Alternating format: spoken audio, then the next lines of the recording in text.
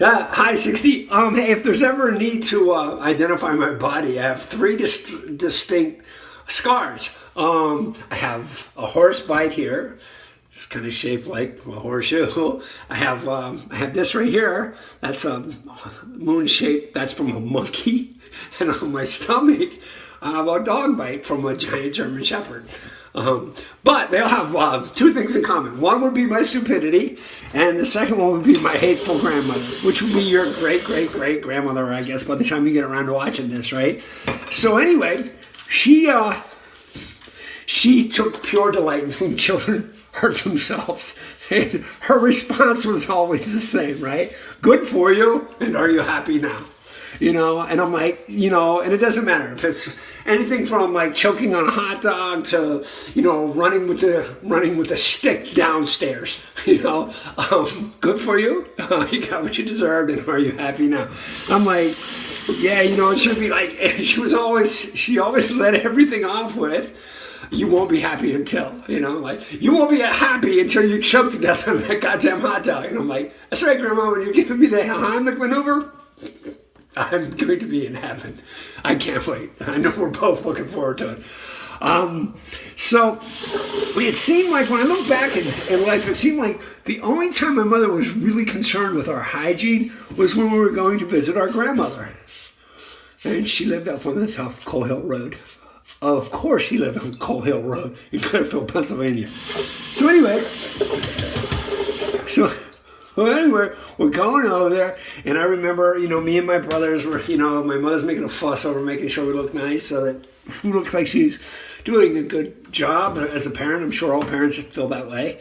So I remember having on this long sleeve white button down shirt. I was maybe 7, and my face is nice and shiny, and I think I only had one tooth in the front here, and we're going to my grandmother's house, and I had this terrible cowlick. I think I still have it, right here. And it was horrible because every time I went to my grandmother's house, I had this cowlick, and my grandmother hated it. She hated me, but she hated the cowlick more.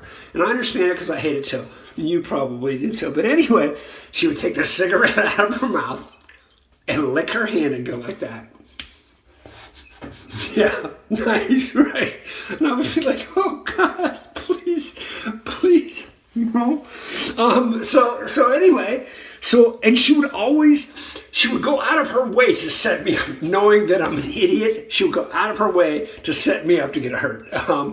So we're at her house, and she says to me for no reason, other than that it might cause my eventual demise, she says, "Don't let me see you over there by the neighbor's horse." I was like, what? Neighbor's horse? Are you kidding me? So I think at one point she even said, "Look, nobody's looking. You can go now." I even think she did that. But I planned it, and I plotted it out, and everybody's eating and busy, and I thought, now's the time, make my break, right? And she's like, hurry up, kid. So I get over there, and it's across our backyard, and there's a horse, and it's this old horse, and this horse has to be 900 years old. And the last thing that horse wants to do is have me fuck with him, right? So anyway, this horse is like 900 years old, and he's leaning over this electric fence, which I don't know is electric. And he's got big, watery eyes, and and I'm like, oh, great, a horse, this is awesome, So then, I start feeding him some straw or hay, whatever that is. And I'm feeding it to him, and I notice the horse has unusually large nostrils. I mean, like this. And to me, they look like the Holland Tunnel right here. And I'm bored feeding. Okay, so now what can I do? Because I'm a dick, all right, I take a piece of straw about this big, and I very slowly put it in the horse's nostril. And it probably went in about this far before it touched the horse's, I'm going to fuck this kid up sensor. And it did. And that horse grabbed me right here and pulled me into the electric fence. And of course, I immediately piss myself, and I'm going like this, and the horse is going like this, and then finally the horse just kicks me, all right, and I go flying, and I mean flying 10 feet in the air. And, so now, and it totally tore the sleeve off my shirt, 100% tore off. So now I'm running back towards the house, and my grandmother is on the porch, right?